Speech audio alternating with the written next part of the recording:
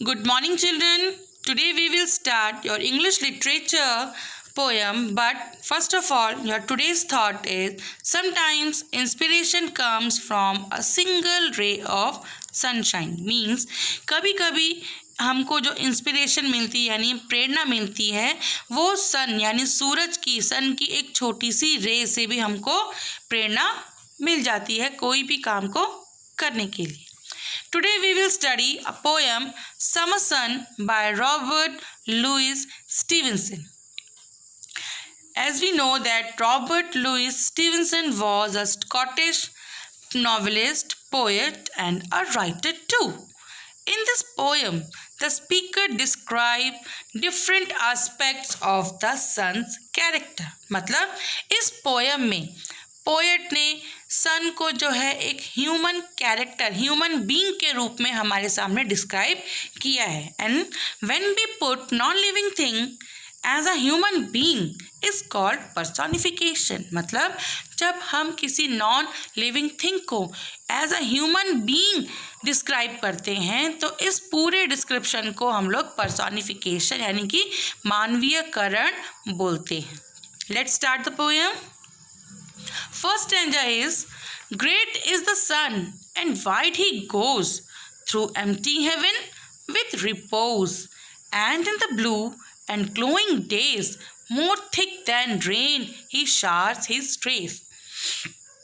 In the first stanza the poet says great is the sun and wide he goes. मतलब सन जो है बहुत ही big है, बहुत ही वाइड है और अपनी जो सनशाइन है वो चारों तरफ जो है बड़ी कामली पहुंचा रहा है पेड़ों में, नदियों में और सब जगह पे. अब उसकी जो सनशाइन है वो बहुत आसानी से पहुंच रही है, उसे कोई जल्दी नहीं है, सबको इवनली स्प्रेड कर रहा है वो अपनी सनशाइन.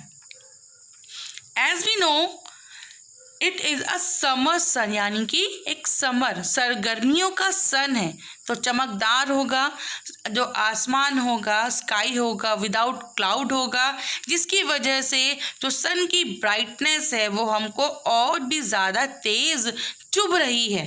क्योंकि मॉर्निंग का सन है, गर्मियों का सन है तो क्लाउड नहीं है उसमें, तो बहुत ही ज़्यादा ब्राइट है, बहुत ही ज़्यादा चमकदार है. जैसे कि जब बारिश होती है और बारिश की जब बूंदें हम पे पड़ती हैं, जब तेज़ बारिश होती है तो जिस तरीके से उसकी रेज यानी कि जो हमारी बारिश की बूंदें हमारे ऊपर पड़ती हैं तेज़ लगती हैं हमको, उसी तरीके से एक चमकदार सुबह में यानी गर्मियों के सुबह में जो सन की जो रेज है वो ब्राइटली चमक रही हैं और हम तक पहुंच रही हैं. Second stanza, though closer still the blinds we pull to keep the shady parlor cool, yet he will find a chink or two to slip his golden fingers through. It means even though in summers we will pull the curtain to keep our room cool, yet it finds its ways to enter it. मतलब गर्मियों में हम लोग क्या करते हैं, जब बहुत ब्राइट होता है सन, उसकी रेज बहुत ज़्यादा तेज़ होती हैं तो हम लोग क्या करते हैं अपने अपने कमरों में अपने अपने घरों में ब्लाइंड्स यानी जो कर्टेन्स होते हैं उसको डाल देते हैं. अपने पार्लर यानी कि जो हमारा ड्राइंग रूम होता है उसको ठंडा करने के लिए हम लोग ब्लाइंड्स डाल देते हैं, कर्टेन्स डाल देते हैं. लेकिन सन क्या करता है, सन को जब कहीं पे भी छोटा सा एक जगह मिल जाती है, when he got a very narrow crack और ओपनिंग यानी कि उसको छोटा सा छेद या कहीं से भी रूम में एंटर होने की जगह मिल जाती है तो उसके थ्रू जो उसकी गोल्डन फिंगर्स होती हैं यानी जो उसकी सुनहरी उंगलियां होती हैं, फिंगर्स होती हैं, वो उस चिंक्स के थ्रू, उस छोटे से क्रैक और उस ओपनिंग के थ्रू जो है आपके रूम में पहुंच जाती है. Now start third stanza. The dusty attic spider glad, he through the keyhole make it glad, and through the broken edge of tiles into the laddered hay loft smile. In this stanza, Mr. Robert Louis Stevenson say, says, in the bright sunny morning we can see spiders web. यानी कि जब एक चमकदार सन होता है, bright सन होता है, तो जो स्पाइडर का वेब होता है उसके थ्रू भी हम लोगों को जो सन रेज होती हैं वो हमारे तक पहुंच पाती हैं. और क्या होता है? की whole.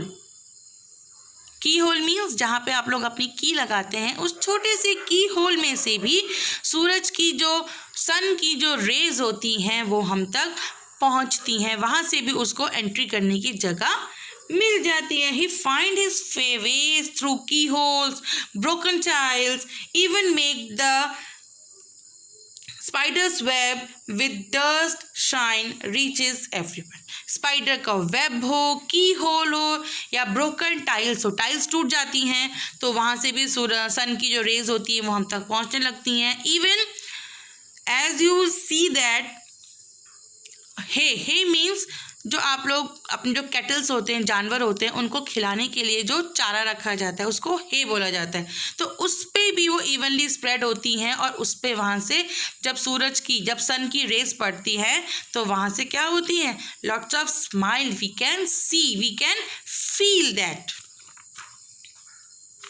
In fourth stanza, meantime his golden face around he bears to all the garden ground and sheds a warm and glittering look among the ivy's inmost nook. In fourth stanza, poet says, when he shows his face, his golden face to the garden and provide warmth to the place, he could even the hidden corner. Means in the bright summer morning, सन क्या करता है? अपना golden face यानी अपना सुनहरा जो उसका चेहरा है वो क्या करता है? पूरे गार्डन में बिखेरता है. उसकी वजह से क्या होता है? पूरे गार्डन में उसकी जो सुनहरी किरणें होती हैं, उसकी गोल्डन रेज होती हैं, वो पूरे गार्डन को कैसा बना देती हैं? चमकदार बना देती हैं, ब्राइट बना देती हैं, ग्लिटरी लुक दे देती हैं उसको. और क्या होता है?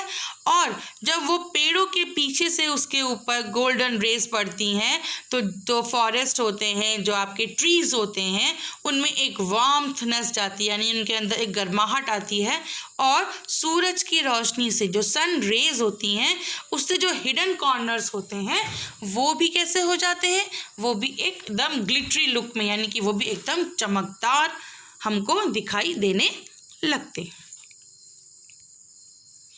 In last stanza, above the hills, along the blue, round the bright air with footing too, to please the child, to paint the rose, the gardener of the world, he goes.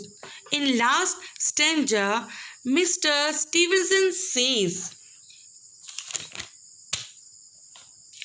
as the sun spread his sunshine all over evenly, means sun जो है अपनी sunshine, अपनी raise को पूरी दुनिया में evenly spread करता है. माउंटेन्स पे हो या नदियों में हो, रिवर्स के ऊपर हो, माउंटेन्स में हो, तो वहाँ से वो जब पहली पहली सूरज की किरणें पड़ती हैं तो जो छोटे छोटे बच्चे होते हैं, जो सन रेज को देखकर जो छोटे बच्चे होते हैं, जो चिल्ड्रन होते हैं, वो उनको देख के उनको खुश करने के लिए वो अपनी जो सन रेज है उन तक पहुँचाता है. माउंटेन को टच करते हुए जब सन रेज आती हैं उनको देखकर जो चिल्ड्रन होते हैं वो बहुत खुश होते हैं और इसके थ्रू वो सन रेज जो है अपने पैरों को पूरी तरह से जमा रही है. फुटिंग ट्रू का मतलब होता है a firm position of the feet, मतलब जब हम अपने पैरों को एक जगह जमा के खड़ा कर देते हैं तो वो फुटिंग होता है. तो उसी तरीके से जो सन रेज है वो भी अपने पैरों को जमा रहा है, बच्चों को खुश कर रहा है. और जो गुलाब है, जो रोजेस है, उनको पेंट करने के लिए the gardener of the world, यानी कि जो इस दुनिया का गार्डनर है, इस दुनिया का जो माली है, वो अब आ चुका है अपनी दुनिया की टेक केयर करने के लिए, इस पूरी दुनिया में इवनली स्प्रेड अपनी जो उसकी सनशाइन है उसको स्प्रेड करने के लिए. जो वर्ल्ड का गार्डनर है वो आ गया है. As you see what kind of rays, what kind of sun rays in the morning, golden face and golden rays when golden rays reaches to us, हमको कैसा लगता है? हमको बहुत अच्छा लगता है. तो यही सब चीज़ें इसी पर्सोनिफिकेशन के थ्रू, यानी कि सन को एक ह्यूमन कैरेक्टर देकर पोएट ने अपनी बात, यानी सूरज की, यानी सन का जो कैरेक्टर है उसके डिफरेंट एस्पेक्ट्स हैं कि कहाँ कहाँ से सन की रेज हम तक पहुँच सकती हैं, इस पोएम के थ्रू पोएट ने हमको पहुँचाने की कोशिश करी है. आई होप चिल्ड्रन आप लोगों को ये पोएम क्लियरली डिस्क्राइब हो गई होगी.